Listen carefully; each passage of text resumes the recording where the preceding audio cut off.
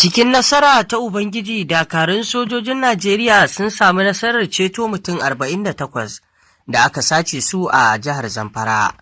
Haka zalika, cikin rahoton dai daga Najeriya za ku ji cewa babban jami'in kuɗi mai kula da tasarrafin kuɗi na ƙungiyar ISWAP ya miƙa wuya ga sojojin Najeriya. Haka zalika, gwamnatin Sokoto ta nisanta kanta da boka mai shaho. Shugaban Senegal Bassirou Diomaye Faye ya kaddamar da sabuwar jam'iyyar siyasa.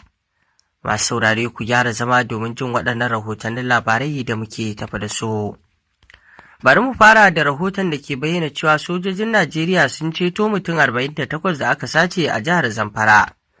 Rundunar sojojin Najeriya ta ce dakarunta na Operation Fansar Yamma sun ceto mutum 48 da aka yi garkuwa da su bayan da suka kai ɗauki cikin gaggawa sakamakon harin da wasu da ake zargin 'yan ta'adda suka kai. 'Yan ta'addan sun kai harin ne a ƙauyen Magami, wato da ke ƙaramar hukumar Ƙaura na Muda a jihar Zamfara da sanyin safiyar ranar 26 ga watan Julin shekara ta 2026 nan. Sai dai mutum ɗaya ya rasa ransa, wato ya mutu a harin, yayin da wasu mutum biyu suka samu raunuka na harbin bindiga, inda aka kai su asibitin ƙwararru na wato Ƙaura na Muda domin samun kulawar likitoci. A cikin sanarwar da rundunar ta fitar, ta ce sojojin sun samu kiran neman taimako ne bayan wasu mahara masu yawa da ke kan babura 40 suka mamaye ƙauyen, inda suka tattara mazauna yankin da nufin tafiya da su cikin daji su garkuwa da su. A yayin da sojoji suka isa wurin, suka fafata da maharan, lamarin da ya tilasta wa 'yan bindigar yin watsi da mutanen da suka sace tare da tserewa zuwa cikin daji domin tsira da rayukansu. Rundunar ta ce wannan mataki ya ba da damar wato kubutar da dukkan mutum 48 da aka yi garkuwa da su. Ta kuma ƙara da cewa sojojin sun ci gaba da sintiri a yankin domin hana sake aukuwar makamancin wannan hari da kuma tabbatar da tsaro da rayuka da dukiyoyin al'ummar. A ɗaya rahoton kuma, babban jami'in kuɗi na ƙungiyar ISWAP ya miƙa wuya ga sojojin Najeriya.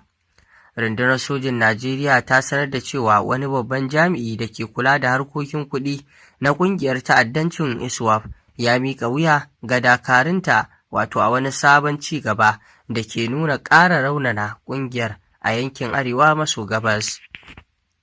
Rundunar ta kuma ce kimanin mayaka 46 tare da iyalansu sun miƙa wuya a kwanakin baya-bayan nan sakamakon matsin lambar hare-haren da sojoji ke kaiwa maɓoyarsu. A cewar rundunar, mutumin ya miƙa wuya ne wato a ranar 25 ga watan Yulin shekara ta 2026 ranar Asabar, wato ga dakarun da ke ƙarƙashin rundunar Task Force ta 24 a kan hanyar Ladari Jegarawa Tonokaliya da ke kan babban titin Gamboru zuwa Wulgo. Bincike na farko ya nuna cewa mutumin shine babban jami'in kula da kudade da kayan aikin sansanin ISWAP da ke Jibillaram.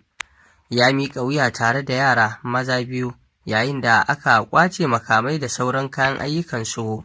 Rundunar ta ce miƙa wuyan irin wannan babban jigo na ISWAP wata babbar koma baya ce ga ƙungiyar, domin yana nuna yadda wato tsarin shugabanci da hanyoyin samar mata da kuɗi ke ci gaba da wato rushewa. A dai rahoton kuwa, gwamnatin Sokoto ta nisanta kanta da wani boka da ake kiransa boka mai shaho. Gwamnatin jihar Sokoto ta ce ta nisanta kanta daga ayyukan wani mai sihiri da aka fi sani da wato suna boka mai shaho. Ta ɗauki wannan mataki ne biyo bayan wani faifan bidiyo da ya karaɗe kafofin sadarwa na zamani, inda a ciki aka ganshi yana binne bunsuru da rai.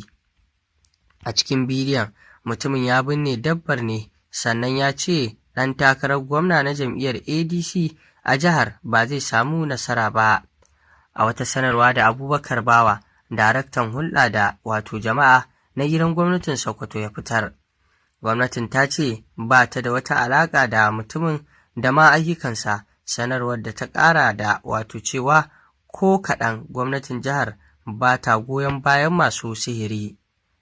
Jihar Sokoto jiha ce da galibin al'ummarta musulmi ne, kuma mutanenta suna riƙe da koyarwar Annabi sallallahu alaihi wasallama da sahabbansa da kuma bin sahun mujaddadai irin su Sheikh Usman Dan Fodiyo, don haka gwamnatin jihar ba za ta amince da duk wani aiki da ya saba wa koyarwar Annabi sallallahu alaihi wasallama ba. A ɗaya rahoton namu na ƙarshe kuwa, shugaban Senegal Bassirou Diomaye Faye ya ƙaddamar da sabuwar jam'iyyar siyasa.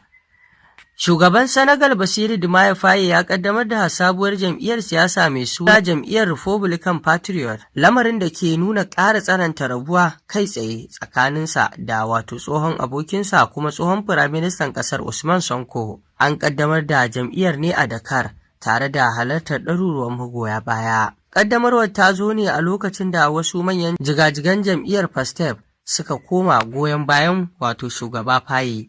A halin yanzu Sonko, wanda shi ne kakakin majalisar dokokin ƙasar, yana goyon bayan sauye-sauyen kundin tsarin mulki da za su hana shugaban ƙasar jagorantar jam'iyya a lokaci guda. Ana sa ran za a gwada ƙarfin siyasar mutanen biyu a zaɓukan ƙananan hukumomi da za a yi a shekara ta 2027. To masu saurare, kamar yadda kuka ji, waɗannan dai su ne rahotannin labaran da muka kawo muku, kamar yadda kuka ji yadda al'amuran ke wakana, inda dai babban jigon rahoton nasarori da dakarun sojojin Najeriya ke samu a kan 'yan ta'adda, kamar yadda kuka ji sun ceto mutane 48 da aka yi yunkurin garkuwa da su a jiya, wanda 'yan ta'adda suka zo a kan babura kusan 40 suka yi garkuwa da waɗannan mutanen. Sai dai bayan aza ƙalubale da dakarun sojojin Najeriya suka yi akan waɗannan 'yan ta'adda, ba su samu tafiya da mutum ko ɗaya wanda suka kama ba, wanda wannan babban nasara ce. Haka zalika, kamar yadda take bayyana, miƙa wuya da wannan babban jami'i na kuɗaɗe na ƙungiyar ISWAP yayi, shi ma abu ne na nasara. Sai dai har yanzu wasu na ganin waɗanda suke miƙa wuya a cikin 'yan ta'adda ba ababe ne da nan gaba za a shigo da su cikin al'umma ba. Kamata yi dai a ɗauki matakan da ya dace akan duk wani wanda ya aje makamai, domin a tabbatar da ya ajiye makaman har abadan abidina. A ɗauki matakai da hanyoyin da za a samar wanda za a tabbatar da hakan, domin sau tari waɗanda suka aje makamai a baya an gansu sun koma ruwa. To shin me ya janyo komawansu ruwa? Gwamnati ta ɗauki matakin da ya dace domin dakatar da irin wancan al'amari. To masu saurare, me za ku ce kan wannan batutuwa da suke wakana? Muna roƙon Allah ya ƙara mana tsaro da kwanciyar hankali a ƙasashenmu na musulunci baki ɗaya. To masu saurare, me za ku ce kan wannan batutuwa da suke wakana? Muna roƙon Allah ya ƙara mana tsaro da kwanciyar hankali a ƙasashenmu na musulunci baki ɗaya. Amin. Ku dangwala mana alamar subscribe sannan ku danna ƙararrawar sanarwa domin samun rahotanninmu a koda yaushe.